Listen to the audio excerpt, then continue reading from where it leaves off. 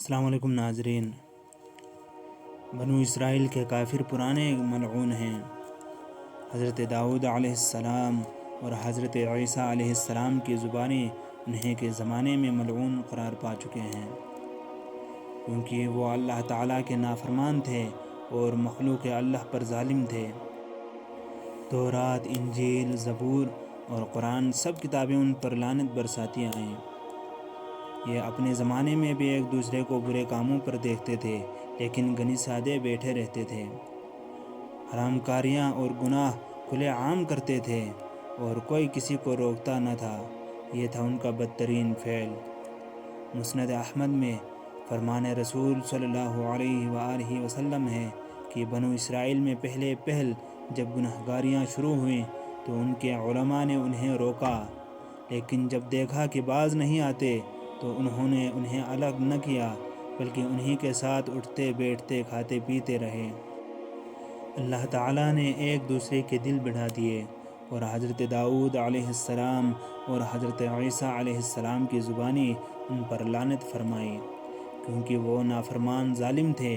ان کے بیان کے وقت حضور صلی اللہ علیہ وآلہ وسلم تکیہ لگائے ہوئے تھے، لیکن اب ٹھیک ہو کر بیٹھ گئے اور فرمایا، نہیں اللہ کی قسم، تم پر ضروری ہے کہ لوگوں کو خلاف شرع باتوں سے روکو اور شریعت کی پابندی پر لاؤ۔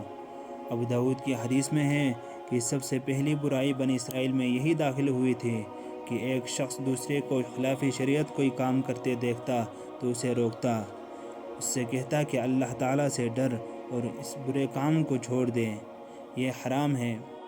لیکن دوسرے روز جب وہ نہ چھوڑتا تو یہ اس سے کنار کشی نہ کرتا، بلکہ اس کا ہم نوالا و ہم پیالہ رہتا اور میل جول باقی رکھتا۔ اس وجہ سے سبھی میں سنگ دلی آ گئی۔ پھر آپ نے اس پوری آیت کی تلاوت کر کے فرما دیا، واللہ تم پر فرض ہے کہ بھلی باتوں کا ہر ایک کو حکم دو، برائی سے روکو، ظالم کو اس کے ظلم سے باز رکھو اور اسے تنگ کرو کہ حق پر آ جائے۔ ترمذی اور ابن ماجہ میں بھی یہ حدیث موجود ہے۔ ابو داؤد وغیرہ میں اسی حدیث کے آخر میں یہ بھی ہے کہ اگر تم ایسا نہ کرو گے تو اللہ تمہارے دل بھی آپس میں ایک دوسرے کے ساتھ مار دے گا اور تم پر بھی اپنی پھٹکار نازل فرمائے گا جیسی ان پر نازل فرمائی۔ ترمذی میں ہے کہ یا تو تم بھلائی کا حکم اور برائی سے منع کرتے رہو گے یا اللہ تعالیٰ تم پر اپنی طرف سے کوئی عذاب بھیج دے گا، پھر تم اس سے دعائیں بھی کرو گے لیکن وہ قبول نہیں فرمائے گا۔ ابن ماجہ میں ہے کہ اچھائی کا حکم اور برائی سے ممانعت کرو اس سے پہلے کہ تمہاری دعائیں قبول ہونے سے روک دی جائیں۔ صحیح حدیث میں ہے کہ تم میں سے جو شخص خلاف شرع کام دیکھے اس پر فرض ہے کہ اسے اپنے ہاتھ سے مٹائے، اگر اس کی طاقت نہ ہو تو زبان سے، اگر اس کی بھی طاقت نہ رکھتا ہو تو دل سے، اور یہ بہت ہی ضعیف ایمان والا ہے۔ ابو داؤد میں ہے کہ لوگوں کے عذر جب تک منقطع نہ ہو جائیں وہ ہلاک نہ ہوں گے۔ ابن ماجہ میں ہے کہ حضور صلی اللہ علیہ وآلہ وسلم نے اپنے خطبے میں فرمایا، خبردار کسی شخص کو لوگوں کی ہیبت حق بات کہنے سے نہ روکتے۔ اس حدیث کو بیان فرما کر حضرت ابو سعید خدری رضی اللہ تعالی عنہ رو پڑے اور فرمانے لگے، افسوس ہم نے ایسے موقعوں پر لوگوں کی ہیبت مان لی۔ ابو داؤد، ترمذی اور ابن ماجہ میں ہے کہ افضل جہاد حق کلمہ ظالم بادشاہ کے سامنے کہہ دینا ہے۔ ابن ماجہ میں ہے کہ جمرہ اولیٰ کے پاس حضور صلی اللہ علیہ وآلہ وسلم کے سامنے ایک شخص آیا اور آپ سے سوال کیا کہ سب سے افضل جہاد کون سا ہے؟ آپ خاموش رہے۔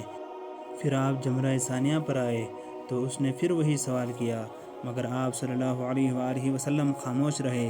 جب جمرہ عقبہ پر کنکر مار چکے اور سواری پر سوار ہونے کے ارادے سے رکاب میں پاؤں رکھے تو دریافت فرمایا کہ وہ پوچھنے والا کہاں ہے؟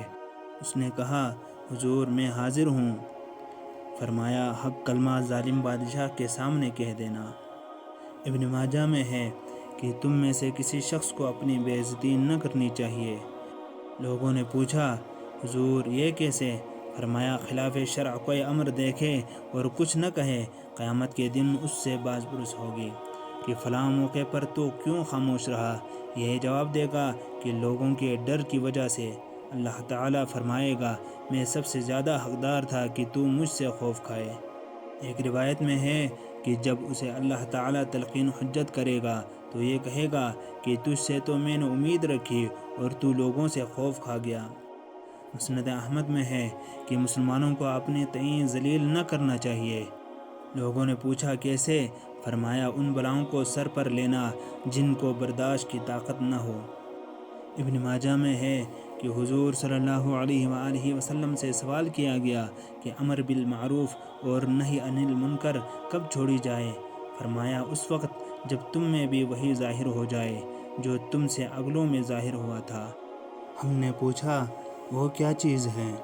فرمایا کمینے آدمیوں میں سلطنت کا چلا جانا، بڑے آدمیوں میں بدکاری آ جانا، رذالوں میں علم کا آ جانا۔